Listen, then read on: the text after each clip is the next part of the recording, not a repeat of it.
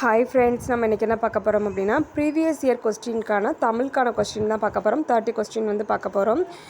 இது வந்து பார்த்தோம்னா 2012 உள்ள தமிழ் கொஸ்டின் 30 கொஸ்டின் வந்து ப்ரிப்பேர் பண்ணி கொடுத்துருக்கேன்.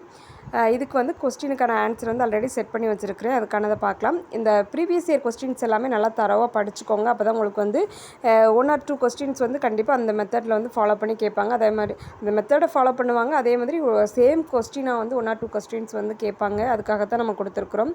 நம்மளோட சேனல் பிளேலிஸ்ட்டில் கொடுத்துருக்குறோம். சைக்காலஜிக்கு வந்து நம்ம இதுக்கான ப்ரீவியஸ் இயர் கொஸ்டின் ஆல்ரெடி கொடுத்துருந்தோம் இல்லையா, அதையுமே கொடுத்துருக்குறோம். அதுக்கானதையுமே பார்த்து படிச்சுக்கோங்க. இப்போ வந்து தமிழுக்கான கொஸ்டின் பார்க்கலாம். ஃபர்ஸ்ட் கொஸ்டின் பார்க்குறோம். பொருத்தமானவற்றை தெரிவு செய்க. அதாவது எது கரெக்டாக இருக்குது அப்படின்னு சொல்லிட்டு 4 ஆப்ஷன் கொடுத்துருக்காங்க. இதில் வந்துட்டு அதில் வந்து கரெக்டான ஆப்ஷன் வந்து நம்ம சூஸ் பண்ணணும். இப்போ நான் வந்து ஆல்ரெடி குறித்து வச்சுருக்கிறேன் எதெல்லாம் கரெக்டான ஆன்சரோ. ஃபஸ்ட்டு வந்து 10 ரதன் அப்படின்னா தசரதன், புத்திரன் ராமன், மித்திரன் சுக்ரீவன், சத்ரு வாலி அப்படிங்கிறதான் கரெக்டான விடை. இதுலேயுமே பாருங்கள் பிசிடி இந்த மாதிரி வந்துட்டு அதுக்கு என்னென்ன பேர் அப்படிங்கிறதுமே கொடுத்துருக்காங்க. நமக்கு ஆன்சர் வந்து ஆப்ஷன் ஏ அப்படிங்கிறதா சரியான விடை. அடுத்து 32வது கொஸ்டின். ஆல்ரெடி 30 கொஸ்டின் வந்து நம்ம சைக்காலஜிக்கு பார்த்துட்டோம். அடுத்து 32வது கொஸ்டின் அப்படின்னு பார்த்தோம்னா கலீலியோ பதுவா பல்கலைக்கழகத்தில் பணியாற்றிய ஆண்டு கேட்டிருக்காங்க. இதுக்கான வருடம் பார்த்தோம்னா 1592 வருடம் வந்துட்டு பதுவா பல்கலைக்கழகத்தில் வந்துட்டு கலீலியோ அவர்கள் வந்து பணியாற்றி இருக்கிறாரு. அடுத்து 33வது கொஸ்டின். மன்னிப்பு என்பது டேஸ் சொல்.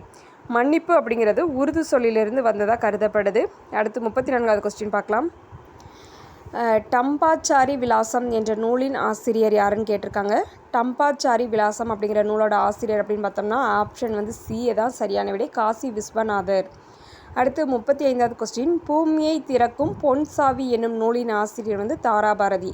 பூமியை திறக்கும் பொன்சாவி அப்படிங்கிற நூலோட ஆசிரியர் வந்து தாராபாரதி. அதே மாதிரி நமக்கு வந்து 6th to நம்ம 12th ஸ்டாண்டர்ட் வரை நம்மளோட சேனலில் கொடுத்துருக்குறோம். ஒவ்வொரு நூலையுமே கொடுத்து அந்த நூலுக்கான ஆசிரியர் வந்து கொடுத்துருக்குறோம்.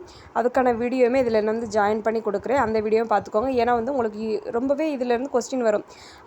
இந்த நூல் கொடுத்து இந்த நூலில் இடம்பெற்ற அடிகள் என்ன அப்படிங்கிறத மாதிரி கேட்பாங்க. அல்லது இந்த நூலை இயற்றியவர் யார் அப்படிங்கிற மாதிரி கேட்பாங்க. அதுக்கப்புறம் வந்துட்டு சம ஆத்தரோட நேம் கொடுத்து அவங்களோட படைப்புகள் என்ன அப்படிங்கிறத வந்து கேட்பாங்க. அதனால் கொஞ்சம் நல்லா இம்பார்ட்டன்ட் கொடுத்து இதெல்லாம் படிச்சுக்கோங்க இந்த மாதிரி உள்ள டாபிக்ஸ் வந்து. அடுத்து 36வது கொஸ்டின் பார்க்குறோம். பொருத்தமானவற்றை தெரிவு செய்க. இதில் வந்து ஆன்சர் டி தான் சரியான விடை. குரவம் நெய்தல் முல்லை குறிஞ்சி அப்படிங்கிறதான் சரியான விடை. அடுத்து 37வது கொஸ்டின். பொருத்தமானவற்றை தெரிவு செய்க. இதுவுமே கொடுத்துருக்காங்க. தேர்ந்தெடுக்கிறதுல வந்துட்டு ஆப்ஷன் டி அப்படிங்கிறதான் சரியான விடை. காப்பு, செங்கீரை, தாள், சிற்றில், சிறுதேர். அதாவது நமக்கு வந்து அந்த வரிசை கோப்புப்படி கொடுத்துருக்காங்க. ஆன்சர் வந்து டி தான் சரியான விடை. அடுத்து 38வது கொஸ்டின். சத்திமுத்தப்புலவர் நாடகத்தின் ஆசிரியர். சத்திமுத்தப்புலவர் நாடகத்தின் ஆசிரியர் அப்படின்னு பார்த்தோம்னா ஆப்ஷன் வந்து சி தான் சரியான விடை, பாரதிதாசன். அடுத்து 39வது கொஸ்டின். அறிவன் அப்படிங்கிற சொல்லோட பொருள் அப்படின்னு பார்த்தோம்னா இந்த சொல் எதை குறிக்குது அப்படின்னு பார்த்தோம்னா புதன். அறிவன் அப்படிங்கிற சொல் வந்து இதில் எதனை குறிக்குது அப்படின்னு சொல்லி ஒரு 4 ஆப்ஷன் கொடுத்துருக்காங்க. இதுக்கு ஆன்சர் வந்து டி, புதன். அடுத்து 40வது கொஸ்டின் பார்க்குறோம். சரியாக பொருந்தியுள்ளவற்றை தேர்வு செய்க அப்படின்னு கேட்டிருக்காங்க. இதுக்கு சரியான விடை வந்து டி தான் ஆப்ஷன் அப்பர். அதாவது எந்தெந்த திருமுறைகளை யார் இயற்றியிருக்கிறாரு அப்படிங்கிற கொஸ்டின் தான் நம்ம கேட்டிருக்காங்க. அப்பர் அப்படின்னு பார்த்தோம்னா 4, 5, 6 திருமுறைகள். சம்பந்தர் 1, 2, 3ஆம் திருமுறைகள். சுந்தரர் அப்படிங்கிறவர் 7ஆம் திருமுறை. இந்த ஆர்டர் படி தான் நமக்கு கொடுத்துருக்குறாங்க. ஆப்ஷன்ஸ் டி அப்படிங்கிறது தான் சரியான விடை.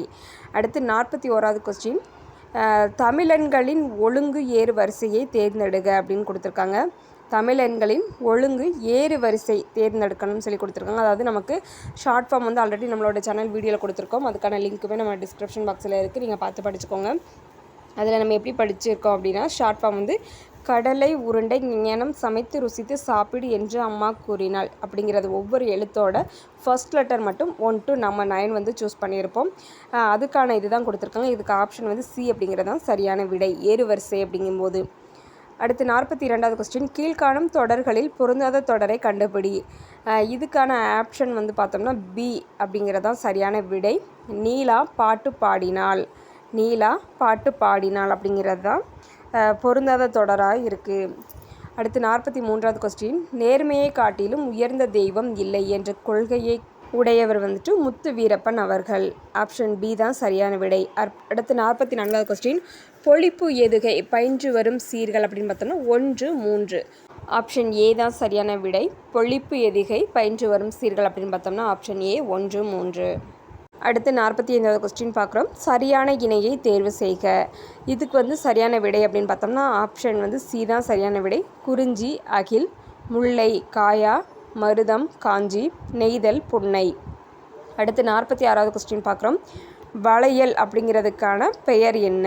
வளையல் அப்படிங்கிறது என்னும் பெயர் என்ன அப்படின்னு கேட்டிருக்காங்க. இது நமக்கு புக்கில் எக்ஸாம்பிள் கொடுத்துருக்காங்க. வளையல் அப்படிங்கிறத வச்சு நமக்கு கொஸ்டின் இருக்குது.